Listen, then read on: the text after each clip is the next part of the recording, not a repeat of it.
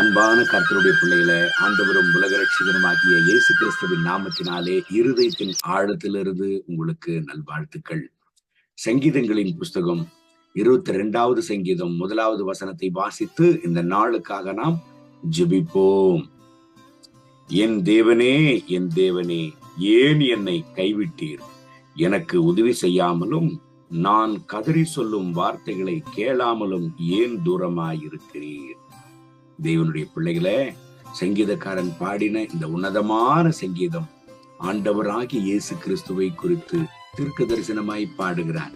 நம் ஆண்டவராகிய இயேசு கிறிஸ்து அந்த கல்வாரி சிலுவையில நமக்காக கைவிடப்பட்டார்.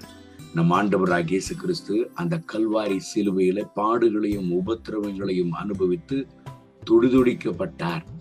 காரணம், உலகத்தின் பாவ பாரமெல்லாம் அவர் மேல் கடந்து வருகிற பொழுது பிதாவானவரால இமைப்பொழுது கைவிடப்பட்டார்.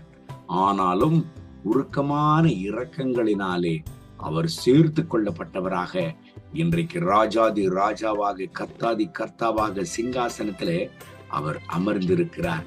இந்த கால வேளையில் இந்த கர்த்தருடைய வார்த்தையை கேட்கிற என் அன்பான தேவனுடைய பிள்ளைகளே, நீங்களும் எல்லா சூழ்நிலையிலும் கைவிடப்பட்டவர்கள் போல நீங்கள் உணர்கிறீர்களா? அல்லது எல்லாராலும் கைவிடப்பட்டிருக்கிறீர்களா? அல்லது எல்லா சூழ்நிலைகளிலும் கைவிடப்பட்டிருக்கிறீர்களா? என் அன்பு தேவனுடைய பிள்ளைகளை, கவலைப்படாதீங்க. உங்களை யார் கைவிட்டாலும் உருக்கமான இரக்கங்களாலே ஆண்டவர் உங்களை சேர்த்து கொள்ளுகிற தேவனாக இருக்கிறார். சொர்ந்து போக வேண்டாம். உலகத்திலே உபத்திரம் உண்டு, இருந்தாலும் திடன் கொள்ளுங்கள், நான் உலகத்தை ஜெயித்தேன் என்று ஆண்டவராகிய இயேசு கிறிஸ்து வாக்குத்தத்தம் பண்ணி இருக்கிறார்.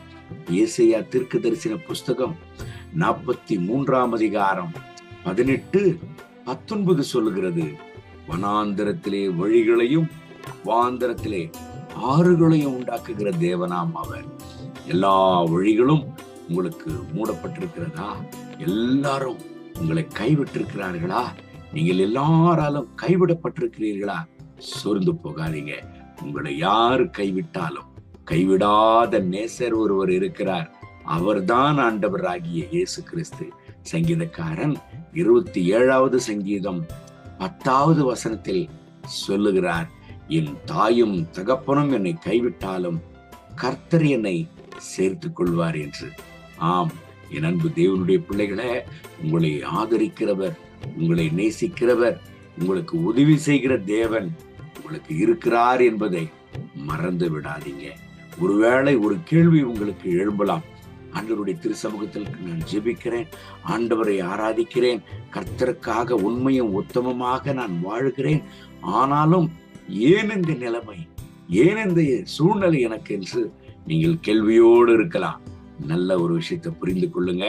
கர்த்தரால் நேசிக்கப்படுகிற தேவனுடைய பிள்ளைகள் ஒவ்வொருவர்களுக்கும் அவர்கள் வாழ்க்கையில நடக்கிற ஒவ்வொரு காரியங்களும் நன்மையானவைகளுக்கு என்பதை மறந்துவிடக் கூடாது.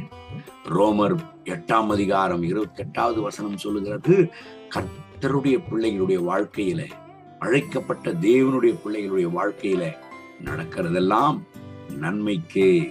ஆண்டவருக்கு தெரியாமல் ஒரு காரியமும் அவருடைய பிள்ளைகளுடைய வாழ்க்கையில் நடக்காது. என்ன நடந்தாலும் நன்மைக்கு ஏதுவாய் அவர் நடப்பிக்கிற தேவனாக இருக்கிறார். தீமையை நன்மையாக மாற்றுகிற தேவனாக இருக்கிறார். உங்களை யாரு கைவிட்டாலும் கைவிடாத நேசர் ஒருவர் இருக்கிறார்.